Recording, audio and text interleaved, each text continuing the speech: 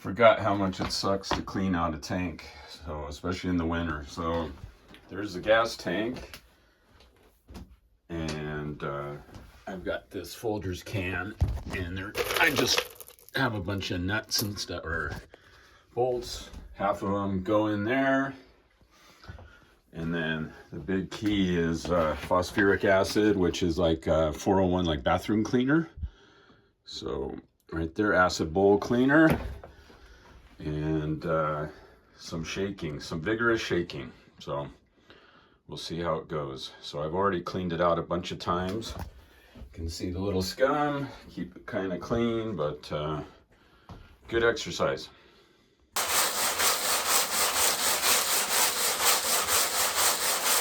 Kind of do that a couple of times and just eventually roll it over and do the entire tank, but just slowly. It's loosened up anymore,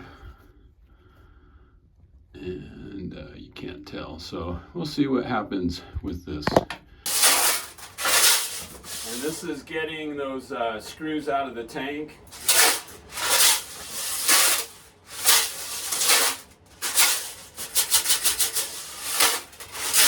And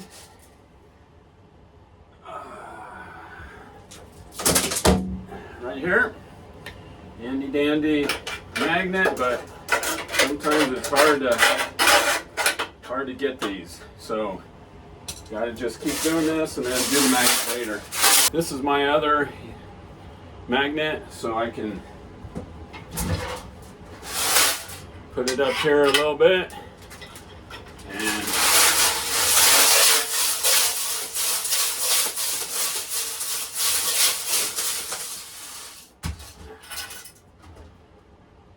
right there.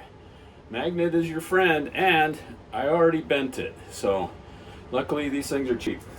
I've got it down to maybe one nut, and this is half an hour.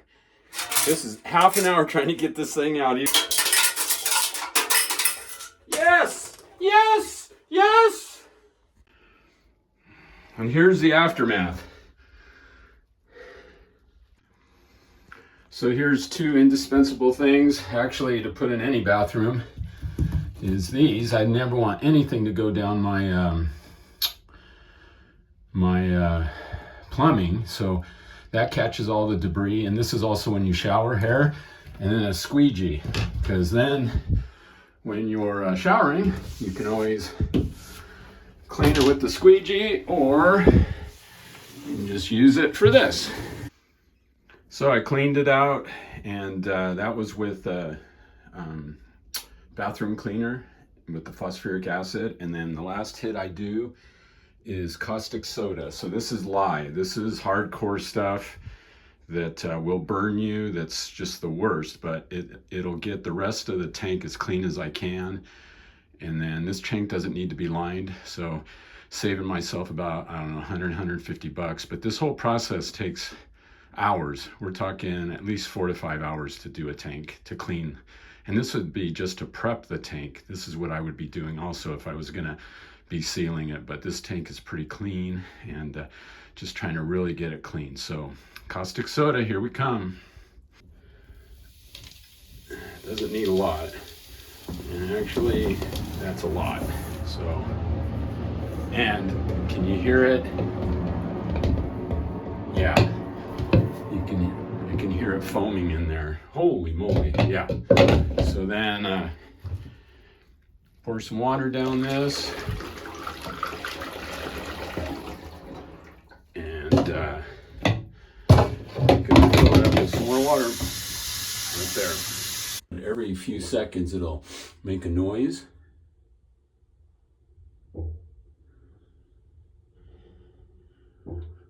And that's the caustic soda in there doing something. That's why you never want to mess with it with any other chemicals. It has to be straight. If you mix it with any other chemicals, it's causes lots of problems.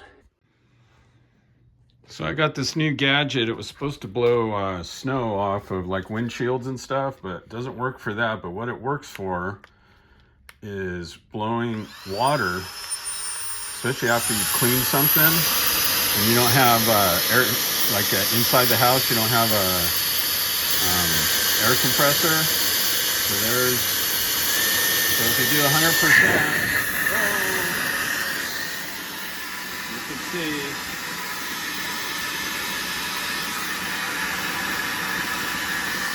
it's got some power. So the tank's all done, nice and clean, and you look inside and there still is some surface rust, but that's about normal for a Japanese tank. And see if you can see a little bit there. What I typically do is put it on the bike, run it, see if I have any issues, and then I decide if I'm gonna seal it. So Pour 15 is my go-to sealer, but you can see right there it doesn't look as bad as before. This might be a time to invest in one of those internal cameras. So, but that's all clean and ready to go.